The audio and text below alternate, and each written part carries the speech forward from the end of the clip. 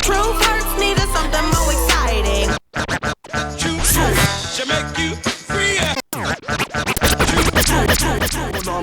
Giving you props on destroying Derek Colin.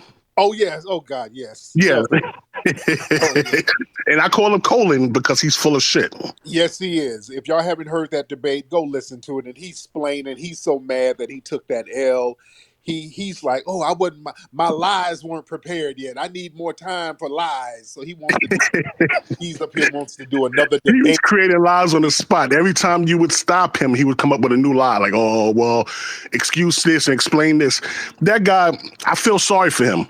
I really feel sorry for him because I was hoping that you ask him, what is original to Puerto Ricans?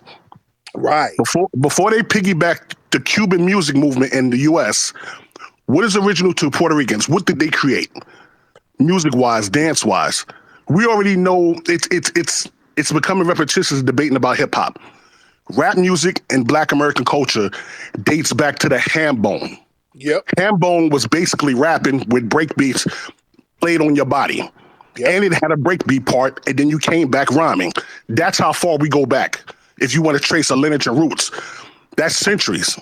Now, the same thing. You grew up in the Bronx. Have you ever heard of some damn TBB and all of these damn Puerto Rican b-boy crews he was talking about from 1975?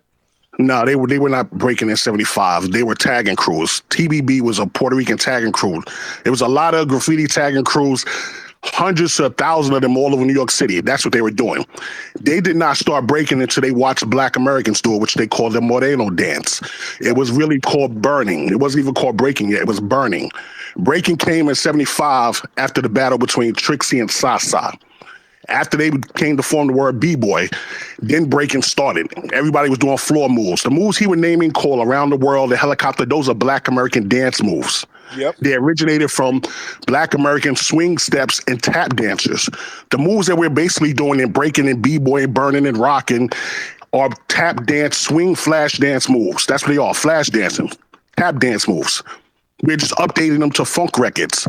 We've been doing this since the 1920s. You can watch black and white videos from 1800 stuff doing them on silent films. Puerto Ricans don't have floor moves. They got that from us. Mambo incorporated swing dancing moves, which are drops. Drops, knee drops, pin drops, helicopters, backspins, all that, they all came from tap dancing moves. You watch Black American tap dancers, you'll swing the swing dance tricks. They incorporated it and we updated it to funk records. Like every Black American dance trend, they copy. Our music dictates the dance styles we dance to. We do acrobatic tricks and flips to funk records. Black Americans, tap dancers, used to work in vaudeville. This is before even Puerto Ricans even came to the U.S. We were on vaudeville circuits, dancing with Russians. Russian dancers and Black American tap dancers used to dance for decades together in Europe and America. We exchanged tricks, floor tricks. We took ours and updated it to R&B, swing dancing, and funk records. Then it carried over into the 70s. White boys, even Italians in Brooklyn, Puerto Ricans, watched us and they copied. It was the latest soul and funk dance of the 60s. Yeah. They were doing mambo dancing, tango, cha-cha. Those are ballroom partner dancing where you don't let your partner hands go. It has nothing to do with freestyle funk dancing, which we call the boogaloo, the James Brown. Yeah. Locking, popping. It's all connected. It's all Black American dance style. It's part of our ethnic community performed to our music. Rocking is a Black American dance term. It's slang. It's Black American slang, rocking, breaking. It's not a Latin dance. It has no connection to Latin people. Puerto Rican kids in the 70s copy Black American kids. And Cologne keeps trying to use this term he created called the Latin break, and then he tried to say that James Brown was trying to get some kind of Latin sound. Go ahead. How far can you go with this lies? Like how shameless? How can you lie that shameless like that? Right. That's what made me have to call in when he started lying on James Brown. I said, "Hey, enough is enough, man." He had to go to the root source of lie about how funk beats and breaks come out of jazz. It's military drumming hyped up on jazz. That's all it is. It's military drumming on snare drums, trap sets coming out of jazz, mixed with polyrhythms. Funk records came from blues. You look at Clyde Stubblefield, Jabo Sparks.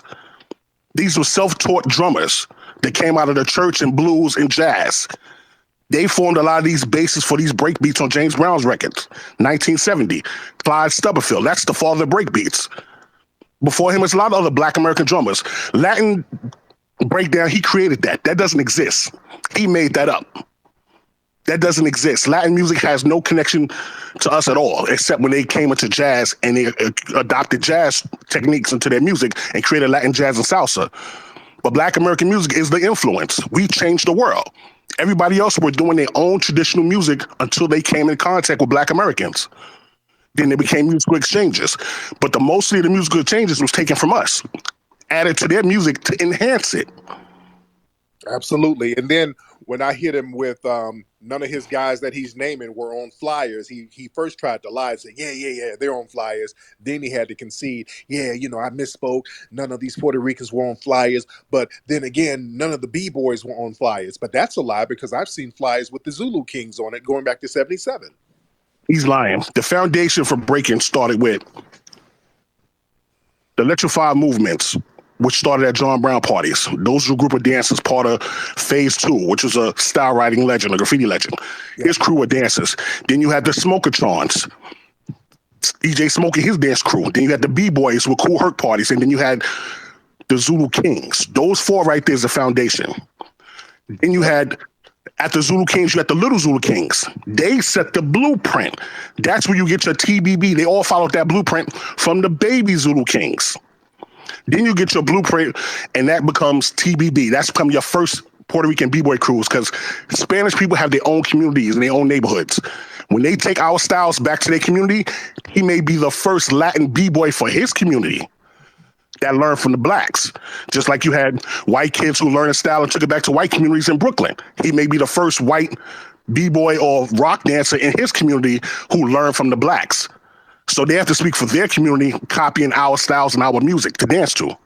Now, who were the Shaka Zulus? Because I've seen flyers with the Zulu Kings battling the Shaka Zulus. Who were they? The Shaka Zulus was a second version. The first created was the Zulu Kings. The first 11 Zulu Kings were the original Zulu Kings, originally 5. Then it was originally 11. Then they made a second chapter, which is like another Zulu B-boy crew called the Shaka Zulu Kings. Okay. And then you have the baby Zulu Kings. So it's actually like 3 B-boy crews under the same umbrella of Zulu Nation. Oh, okay, got it. Yeah, so Shaka Zulu's the second after the first original crew of Zulu Kings. Then after them, then you had the last crew is Beaver. Beaver is the president of the baby Zulu Kings.